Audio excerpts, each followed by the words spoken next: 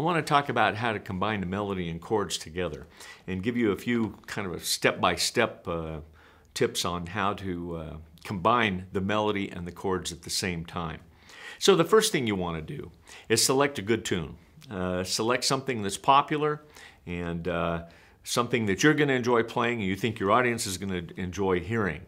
It'd also be a nice idea if you could find a melody that has some pauses in it. Now by the pauses I mean long notes or ties or rests, some places where there's a little gap in between the notes, because that's where we're going to insert some of the chords. Also, try to select a tune that's in a good key. Some open positions to begin with would be great, that use open chords. If you're trying to do a song, say, combine the melody and the chords in this style, in say like the key of B flat, all of your fingers are used to play the chords, so you don't have fingers left over to add down or to add the melody note in if it's not in the chord.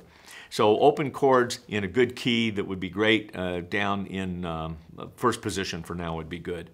And also, select a key with a good range.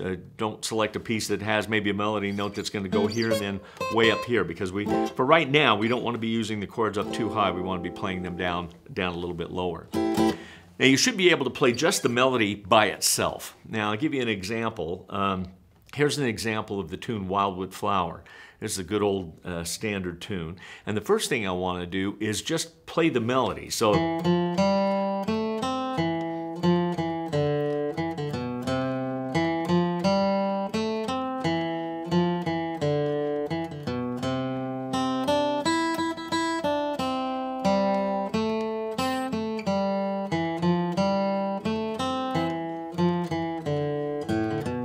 now you noticed when I played that melody there were some pauses in there. There were some longer notes, some half notes, some dotted half notes, some, I guess there weren't any dotted half notes, but whole notes, and some ties, and a few places where there were some pauses. Now that's the places where the chords are going to occur. In most of the tunes you want to put the chords where there's rests, ties, or long notes.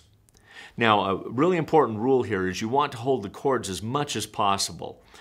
So notice when I'm going to be adding the chords, as you'll see here in a minute, I'm trying to keep my hand on the chord as much as possible. I might alter the fingerings a little bit to get the melody. If I'm playing a C chord and I need an A note on the third string, I might move my second finger down to get that note. Or if I need an F note, I might add my pinky down here. But I try to keep my hand on the chord. And I try to let those notes, if I'm going to add a note to a chord, like the A note maybe to a C chord, and then there's a chord after it, if there's a chord after it, I try to leave that note in the chord, in the strum, that follows that melody note, so I don't cut it too short. So let me give you an example of adding the chords to Wildwood Flower. You notice most of them are single note strums, but watch this. So you have 1, 2,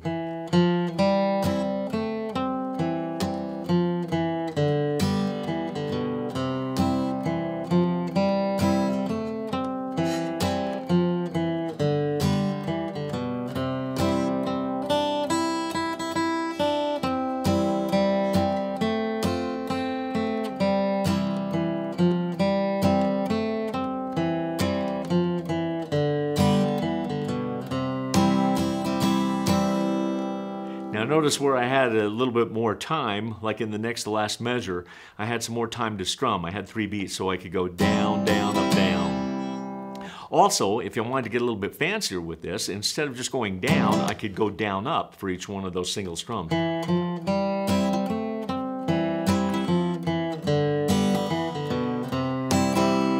So I could put a down up strum in there. But you notice I was trying to keep my left hand down as much as possible. Now another important thing to watch out for is when I'm doing this, I'm not making the strums be louder than the notes. The melody is the most important thing here. So for example, I don't want to play.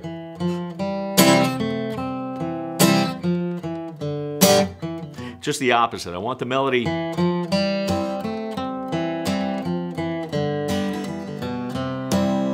So if I wanted to put the down up strums, I'd have.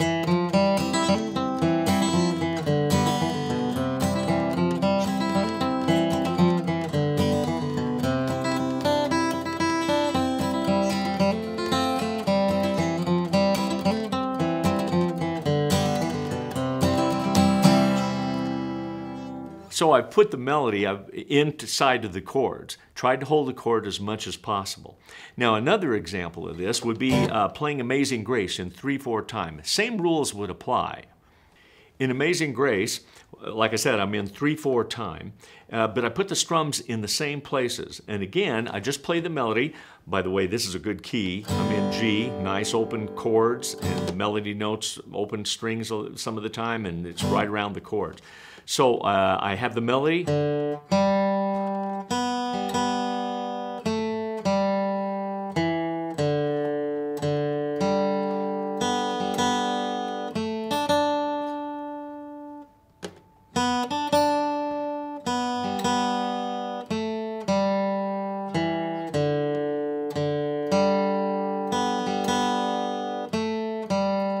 Now what I might want to do next is just try holding the chords. Don't insert the strums yet, but just hold the chords.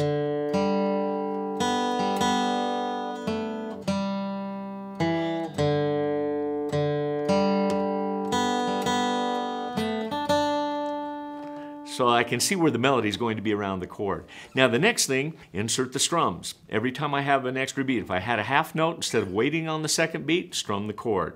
If I've got a rest or a tie, instead of resting, instead of waiting for the tie, I insert the chord for those beats. So Amazing Grace would sound like this. 1, 2.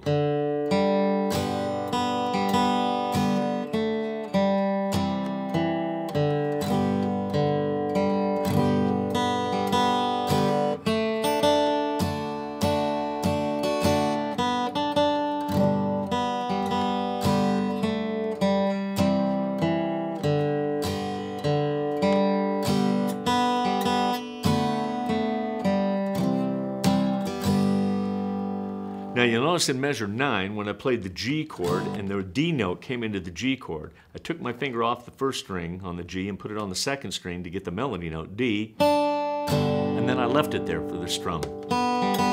And also in measure 14, when I played the D chord and there was a second string open in there in the D chord, I took my finger off the second string of the D chord to get that B note. Again, the melody's the most important thing, so I got the melody B note, then I left it there, and I strummed the D chord without that finger on the second string, so the melody rang through the chord.